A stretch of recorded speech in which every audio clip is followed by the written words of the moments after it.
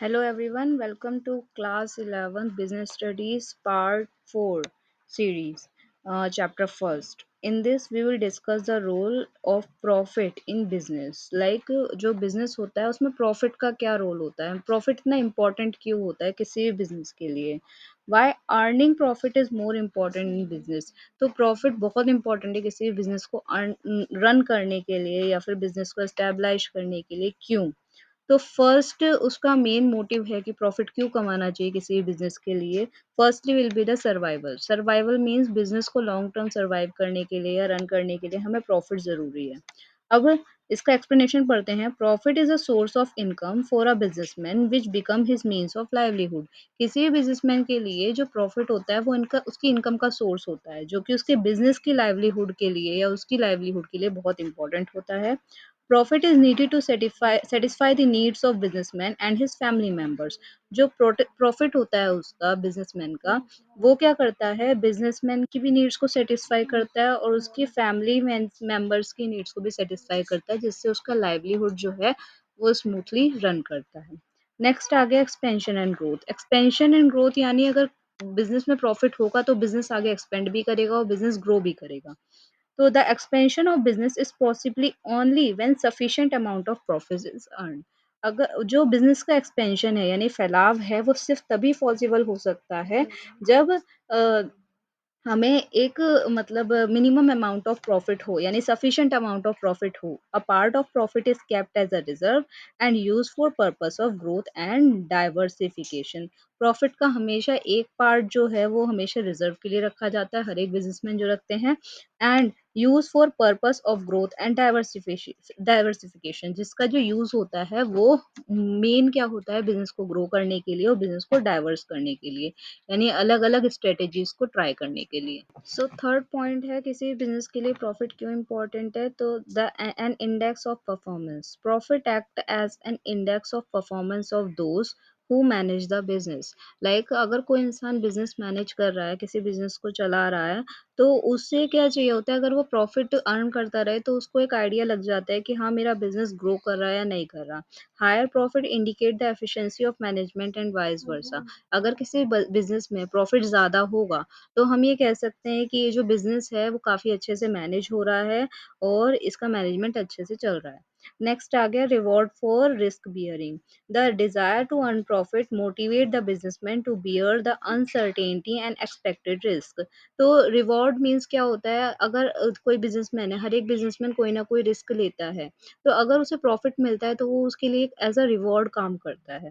तो क्या होता है बिजनेसमैन को अगर रिवॉर्ड मिलेगा तो उसको और ज़्यादा डिज़ायर होगी और वो मोटिवेट होगा कि और ज़्यादा रिस्क ले जिससे कि और ज़्यादा प्रॉफिट उसमें अर्न करे। तो जो ज़्यादा प्रॉफिट की डिज़ायर है जिससे बिजनेसमैन जो होते हैं मोटिवेट हो जाते हैं और ज़्यादा से ज़्यादा रिस्क लेने की कोशिश करते हैं। Profit and risk are directly related to each other. जितने भी बिजनेस होते हैं उसमें प्रॉफिट और रिस्क जो होता है एक दूसरे से रिलेटेड होता है। हायर रिस्क का मतलब higher profit, more risk more gain and lower risk मतलब लोअर प्रॉफिट। तो किसी भी बिजनेस के लिए अगर हमें ज़्यादा प्रॉफिट चाहिए तो ज़्यादा रिस्क लेना पड़ेगा, अगर कम प्रॉफिट चाहिए तो कम रिस्क लेना पड़ेगा। Help to gain goodwill. Next है help to gain goodwill. The profit earning companies always has a better goodwill in market as companies running in loss। तो जितनी भी प्रॉफिट अर्निंग कंपनीज होती हैं उनको ज़्यादा गुडविल मिलती है मार्केट में उनकी रेपुटेशन ज़्यादा होती है। भाई प्रॉफिट ज़्यादा है, ये कंपनी ज़्यादा प्रॉफिट दे सकती है तो हर कोई इसी में इन्वेस्ट करना चाहेगा क्योंकि उन्हें ज़्यादा प्रॉफिट मिलेगा, ज़्यादा पैसा मिलेगा। तो इसीलिए मार्केट में उस बिज़नेस की गुडविल काफ़ी अच्छी हो जाती है और इससे क्या होता है उनके शेयर मार्केट में और ज़्यादा इम्प्रूव हो जाते हैं, उनके शेयर के प्राइस बढ़ जाते हैं। तो इससे क्या होता है बिज़नेस की गुडविल बढ़ती है। सो फाइनली हमने जो रोल ऑफ प्रॉफिट है बिज़नेस के वो 5 रोल डिस्कस किए हैं जिसमें फर्स्ट है survival and source of income, second है required for expansion, growth and continuity of business. Next है reward for bearing risk and next will be the build goodwill and next one is index of performance. तो ये सारे हमारे role हैं जो कि business के प्रॉफिट के लिए बहुत इंपॉर्टेंट होते हैं। लाइक प्रॉफिट इसलिए बहुत ज़्यादा इंपॉर्टेंट होता है किसी भी बिजनेस के लिए। So our next topic is classification of business activity. तो क्लासिफिकेशन हम पढ़ेंगे किसी भी बिजनेस एक्टिविटी कितनी क्लासिफिकेशन होती है। The common base of classification is on the basis of function. तो फंक्शन के बेसिस पे बिजनेस का क्लासिफिकेशन हमारा दो टाइप का होता है। First will be the industrial type, second will be commerce. So industry के टाइप में हमारा जो बिजनेस होता है उसके सब क्लासिफिकेशन है थ्री टाइप के। फर्स्ट है primary, secondary and third tertiary. Primary classification भी हमारा अब सब डिवाइड होकर टू पार्ट में आता है, जिसमें आता है एक्सट्रेक्टिव बिजनेस एंड जेनेटिक बिजनेस। और जो सेकेंडरी है वो दो पार्ट्स में डिवाइड किया जाता है, जिसमें फर्स्ट है मैन्युफैक्चरिंग, नेक्स्ट कंस्ट्रक्शन। मैन्युफैक्चरिंग के अंदर हमारे चार तरह के क्लासिफिकेशन आते हैं, जिसमें है analytical, synthetical, processing and assembling. और जो कि हमारा टर्शरी है उसका सब क्लासिफिकेशन कुछ नहीं है। नेक्स्ट है हमारा कॉमर्स। कॉमर्स के जो क्लासिफिकेशन है उसको दो पार्ट्स में क्लासिफाई किया गया है। First will be the trade, next auxiliaries of trade. जो ट्रेड होता है वह दो पार्ट्स में डिवाइड किया जाता है, क्लासिफाइड किया जाता है। फर्स्ट है internal trade, second external trade.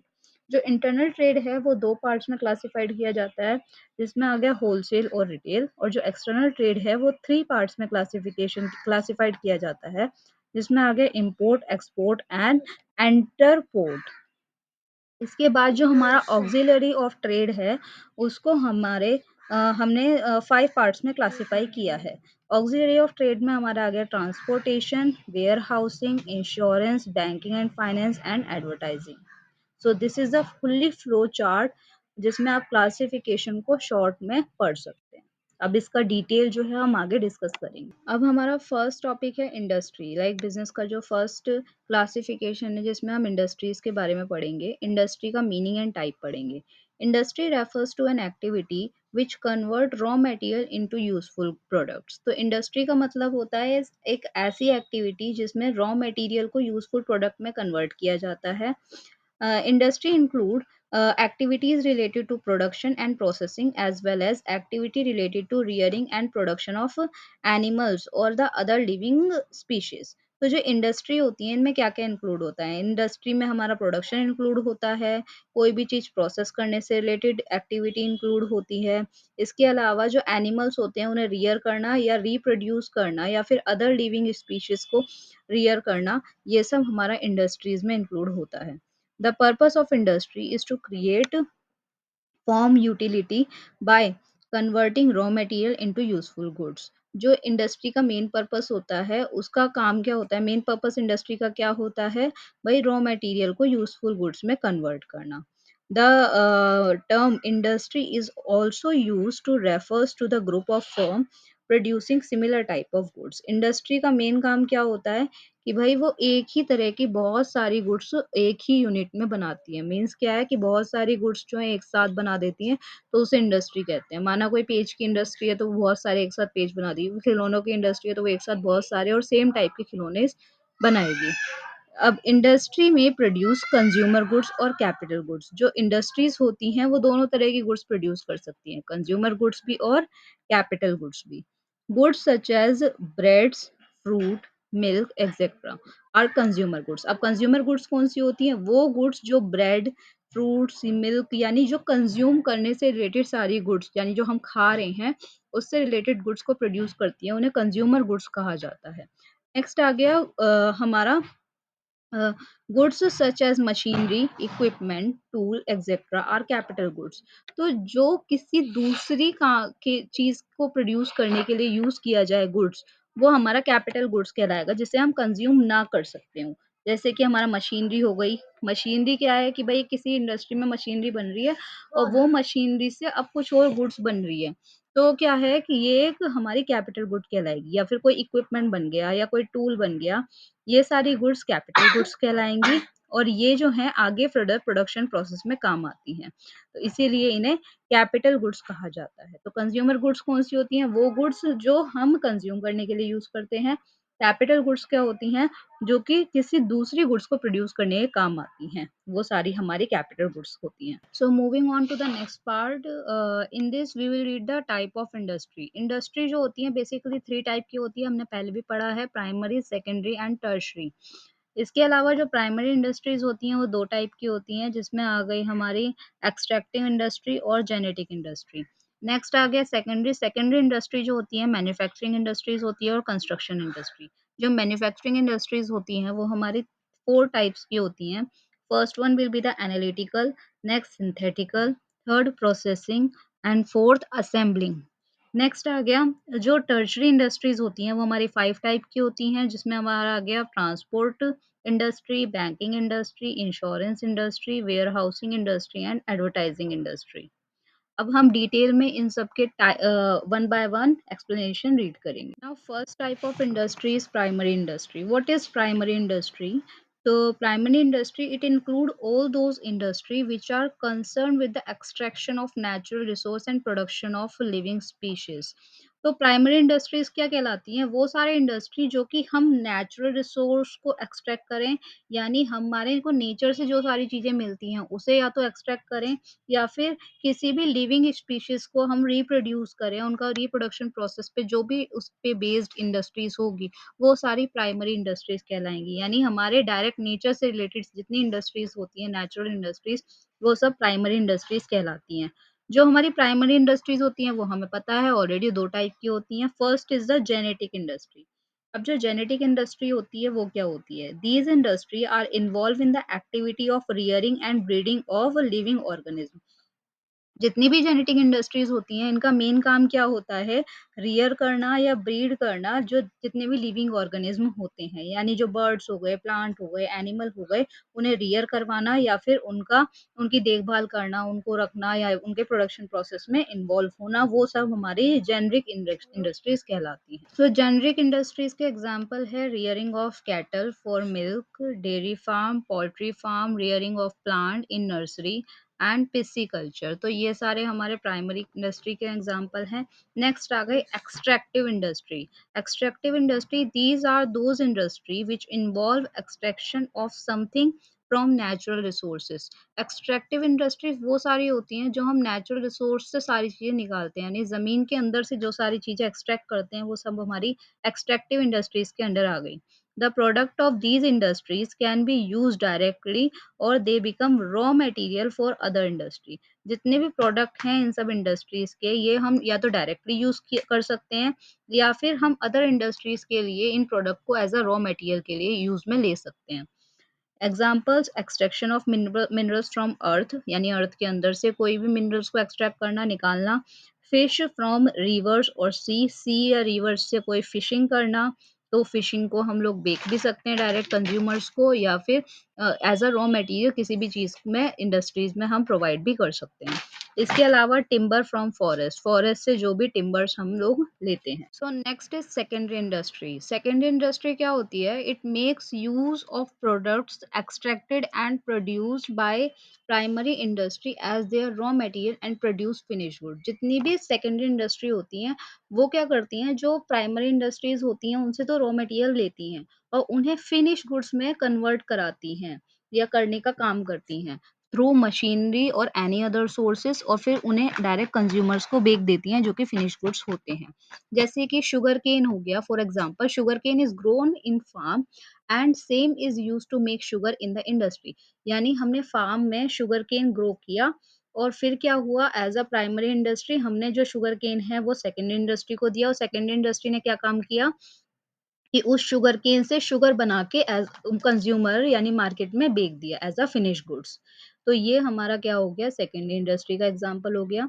जो सेकेंडरी इंडस्ट्रीज होती हैं वो हमारी 2 टाइप की होती हैं, जिसमें फर्स्ट आ गया manufacturing industry, second construction industry. जो हमारी मैन्युफैक्चरिंग इंडस्ट्रीज होती हैं वो 4 टाइप्स की होती हैं, जिसमें आ गया analytical industry, synthetical industry, processing industry, assembling industry.